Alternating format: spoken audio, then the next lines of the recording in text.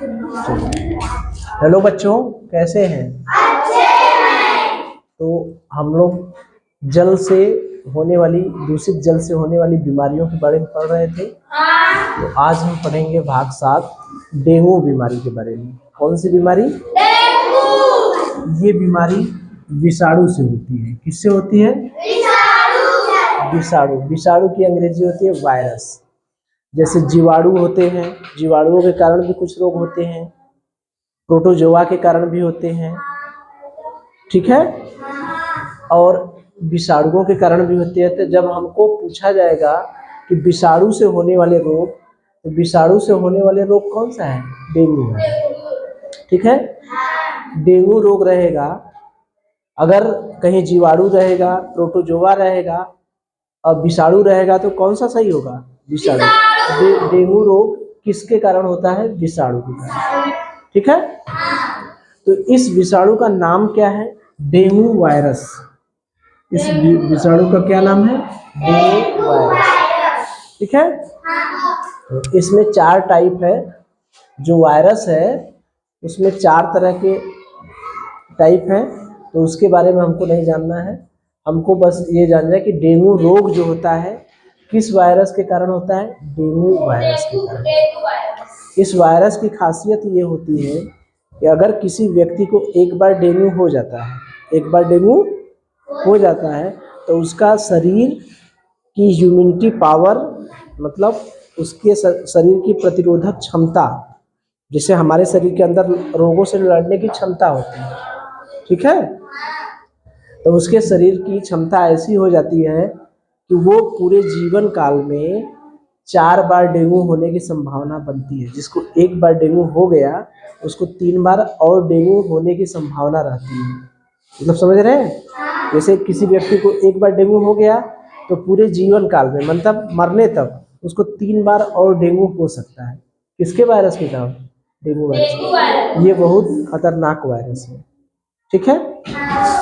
किस मच्छर के काटने से होता है? एडीज मच्छर। किस मच्छर के? एडीज, ठीक। इस मच्छर का हम टाइगर मच्छर भी कहते हैं। अगर कहीं कई ठे ऑप्शन है कि डेंगू रोग होता है, वहाँ टाइगर मच्छर दिया है, एडीज ऑप्शन नहीं दिया है, तो हम लोग टाइगर पर टिक कर देंगे ना, क्योंकि एडीज मच्छर का ही नाम है टाइगर मच्छर। तो डेंगू रोग एडीज मच्छर के कारण फैलता है। इतनी 2 चीज समझ गए?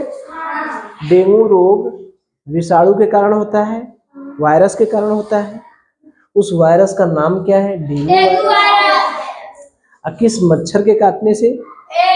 एडीज मच्छर, ठीक है। ऐसी एडीज मच्छर को हम क्या कहते हैं? टाइगर मच्छर। अब आइए देखिए उसके लक्षण क्या क्या है।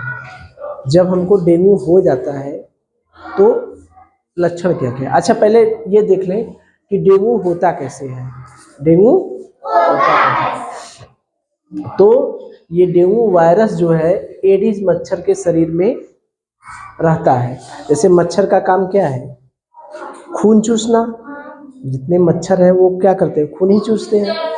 फूलों का रस भी चूसते हैं, फूलों पर भी जाते हैं। पेड़ पौधों का जो रस रहता है उसको भी चूसते हैं, खून भी चूसते हैं। तो एक तरह से खून उनका क्या है? भोजन है। तो जो एडीज मच्छर है उसी में ये डेंगू वायरस पाया जाता है। तो जब ये एडीज मच्छर, सब मच्छर के काटने से नहीं, एडीज मच्छर जब किसी व्यक्ति को काटता है तो वो जो डेंगू वायरस है वो उसके शरीर में छोड़ देता है। किसके शरीर में? व्यक्ति के शरीर में। एडीज मच्छर अगर काटा तो वो डेंगू वायरस आदमी के शरीर में छोड़ देता है। तो तुरंत तो नहीं, लेकिन 1-2 दिन में वो वायरस अपना विकराल रूप बना लेता है और उसका असर दिखने लगता है और व्यक्ति को क्या हो जाता है? डेंगू हो जाता है। तो कैसे फैलता है ये समझ में आया? मच्छर के काटने से। मच्छर के अंदर, एडीज मच्छर के अंदर वायरस रहता है। वो वायरस मच्छर काटता है तो आदमी के शरीर में चला जाता है। और कभी कभी क्या होता है कि जैसे कोई माँ है, गर्भवती माँ है, बच्चा पैदा होने वाला है उसको, तो अगर उसको डेंगू है तो जो बच्चा पैदा होगा उसको भी डेंगू की संभावना बढ़ जाती है। क्या हो जाती है? क्योंकि वायरस उसके शरीर में है, खून में है। ये वायरस कहाँ रहता है? खून में रहता है। तो बच्चा भी उनके पेट में है माँ की, तो ज़्यादातर संभावना होती है कि डेंगू गर्भवती माँ से भी बच्चे को हो सकता है। इसकी खासियत ये है कि ये दिन में काटता है, ऐसा नहीं कि रात में नहीं काटता, रात में भी काटता है, लेकिन ज़्यादातर ये मच्छर कब काटता है? दिन में। और इसकी एक और खासियत है कि ये साफ पानी में रहता है। कहाँ? साफ। जैसे कहीं घर में कूलर है, कूलर का पानी है, रोज फूलों को पानी देते हैं, गमले में देते हैं ना, जानवरों के लिए कुछ लोग पानी रखते हैं, तो साफ पानी रखते हैं पीने के लिए, उसमें भी ये जो है गंदे पानी में नहीं रहता। कहाँ? साफ पानी। लेकिन वो पानी रुका हुआ होना चाहिए। पानी कैसा हुआ? रुका हुआ, चलते पानी में नहीं, जो पानी रुकेगा उसी में। जैसे जीव जंतुओं के पीने के लिए पानी हम रख दिए, ठीक है, साफ पानी, उसमें पनप जाएगा। कूलर है, उसमें पानी है, अपने घर में पानी है साफ, वो वहाँ भी हो जाएगा। इसीलिए कहते हैं कि पानी को रोज बदलते रहना चाहिए। जो हम पेड़ पौधों को पानी देते हैं, अगर पानी ज़्यादा है तो उसको पानी को फिर बदल दें। जीव जंतु को पानी दे रहे हैं, पानी रखते हैं बर्तन में, तो वो बर्तन नहीं कि एक बार रख दिए जब तक पानी है चलता जाए, रोज पानी क्या करना चाहिए? बदल देना चाहिए। पशु पक्षी के लिए, पशुओं को पानी हम डालते हैं ना, पानी पीते हैं पशु, वहाँ पानी है उनके नाद में, जहाँ खाते हैं वहाँ पर पानी है, तो कुछ लोग छोड़ देते हैं। पानी ऐसा नहीं करना चाहिए, रोज पानी बदलते रहना चाहिए, ठीक है। कूलर का पानी है तो कूलर का पानी रोज खत्म हो जाए, या तो उतना पानी भरिए जितना रोज खत्म हो जाए, ठीक है। तो ये रुके हुए पानी में पाए जाते हैं। इसके लक्षण क्या है? बहुत तेज सर दर्द करता है, बुखार भी आता है। अब बुखार में टेम्परेचर 104 से 105 डिग्री फ़ारेनहाइट, मैंने बताया था ना, ताप नापने का 2 पैमाना है, 1 डिग्री सेंटीग्रेड और 1 डिग्री फ़ारेनहाइट। तो फ़ारेनहाइट में 104 डिग्री और 105 डिग्री फ़ारेनहाइट बुखार रहता है, बना रहता है। और सर इतना तेज फटता है, बहुत भयानक सर दर्द होता है, लगता है कि अब जान निकल जाएगी। हड्डियाँ जो ये जोड़ों का दर्द है, जहाँ पर जोड़ है, जोड़ वाला चीज़ बहुत दर्द करता है, जहाँ पर जोड़ है, ठीक है, बहुत तेज। इसे हड्डी तोड़ बुखार भी कहते हैं। इसका नाम है, इसे हड्डी तोड़ बुखार भी कहते हैं। क्या कहते हैं? हड्डी तोड़ बुखार। याद रखिएगा कि डेंगू को हड्डी तोड़ बुखार भी कहते हैं, ठीक है। शरीर पर लाल चकत्ते हो जाते हैं, जोड़ों में दर्द हो जाते हैं, थकान है, बेचैनी है, पेट दर्द करता है, उल्टी होती है, सांस लेने में दिक्कत होती है, ठीक है। ये सब दिक्कतें, सांस लेने में दिक्कत क्यों होती है? क्योंकि डेंगू जब होता है, जैसे मान लीजिए ये जो एडिस मच्छर, डेंगू वायरस हमारे शरीर में चला आया, तो हमने आपको बताया होगा, इसको मिटा दें, हम मिटा देना है।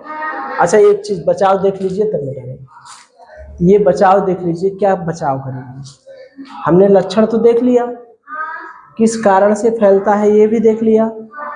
अब बचाव देख लें कि पानी जो एकत्र है, पानी उसको हमें लगातार बदलते रहना, प्रतिदिन बदलते रहना चाहिए, ठीक है। चाहे कूलर का पानी हो, चाहे जानवरों का पानी, अभी हमने बताया, कहीं पानी एकत्र नहीं होना चाहिए, ठीक है। पूरी बांह के कपड़े पहनने चाहिए, ज़्यादा से ज़्यादा शरीर का भाग क्या हो? ढका हो। मच्छरदानी का प्रयोग करना चाहिए। उपचार क्या है? डॉक्टर की सलाह से ही दवा करनी चाहिए, इसमें अपने मन का दवा नहीं करना चाहिए, क्योंकि ये इतना खतरनाक है कि थोड़ा सा भी लापरवाही बरतेंगे तो आदमी की मृत्यु तक हो जाती है, ठीक है। मैं अभी बताऊंगा कि क्यों मृत्यु हो जाती है, क्या होता है उसमें, मैं डिटेल में बता रहा हूँ अभी। तो इसमें लापरवाही बिल्कुल नहीं बरतनी चाहिए। अगर आपके शरीर का ताप, सर भयानक दर्द है, बुखार है, शरीर पे लाल चकत्ते हैं, ये सब लक्षण अगर आपको दिखते हैं तो आप तुरंत डॉक्टर से कंसल्ट करेंगे। डॉक्टर के पास जाकर यदि संभव हो तो हॉस्पिटल में भर्ती हो जाइए। अगर घर पे इलाज हो जा रहा है ठीक से तो अच्छी बात है, शुरुआती दौर है। नहीं तो गंभीर इलाज होता है, गंभीर बीमारी हो जाएगी तो बिना हॉस्पिटल में एडमिट हुए नहीं सही होगा, रोगी की मृत्यु भी हो सकती है, क्योंकि उसमें रुधिर प्लेटलेट्स बहुत तेज घटने लगते हैं। इसके बारे में मैं अभी बता रहा हूँ, रुधिर प्लेटलेट्स के बारे में, ठीक है। मतलब अपने मन से दवा हमें नहीं करनी है, ठीक है। हाँ, तुरंत डॉक्टर से मिल करके, डॉक्टर जो है खून की जांच लिखते हैं, आपके खून की जांच होती है, उस जांच में डेंगू आता है, तुरंत डेंगू की दवा करते हैं, तुरंत आप सही हो जाएंगे। 2-3 दिन में, 72 घंटे के अंदर, 72 घंटे में आपको आराम मिलने लगेगा, तुरंत नहीं। क्योंकि इसमें क्या है ना कि ये जो रुधिर प्लेटलेट्स हैं, जैसे हमने बताया था, आपको कल बताए थे कि रुधिर में आरबीसी, डब्ल्यूबीसी याद है, और रुधिर प्लेटलेट्स,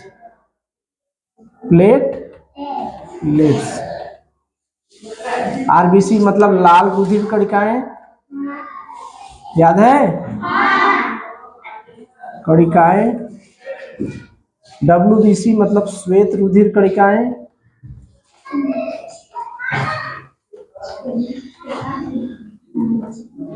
श्वेत रुधिर कणिकाएं था।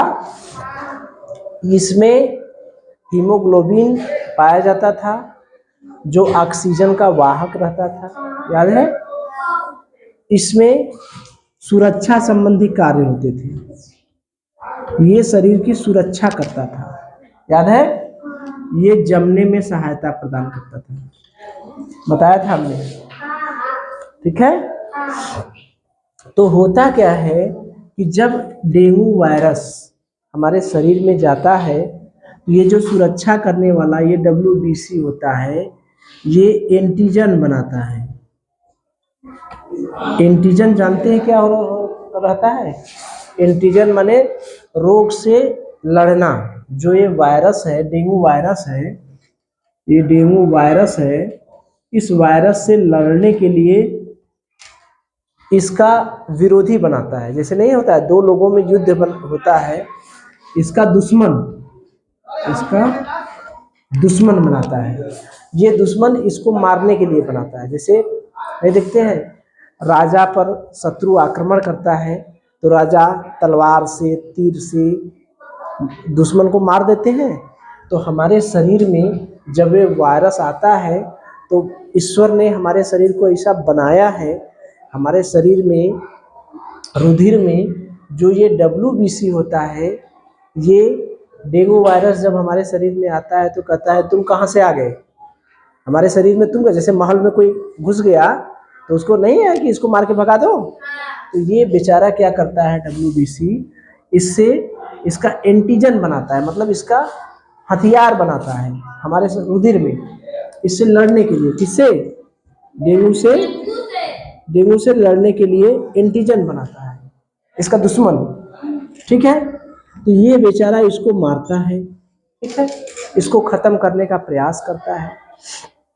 लेकिन ये इसको तो खत्म करता है, साथ साथ ये जो हमारा प्लेटलेट्स है, ये जो हमारा प्लेटलेट्स है, इसको भी खा जाता है। क्या करता है? यानी ये जो एंटीजन बनता है अपने आप बनता है शरीर में, ठीक है। अपने आप शरीर में जैसे ही वायरस आया, कोई भी बीमारी अगर हमारे शरीर में आती है तो हमारे शरीर में खुद लड़ने के लिए एंटीजन पैदा हो जाते हैं अपने आप, ये डब्ल्यूबीसी पैदा कर देता है, ठीक है।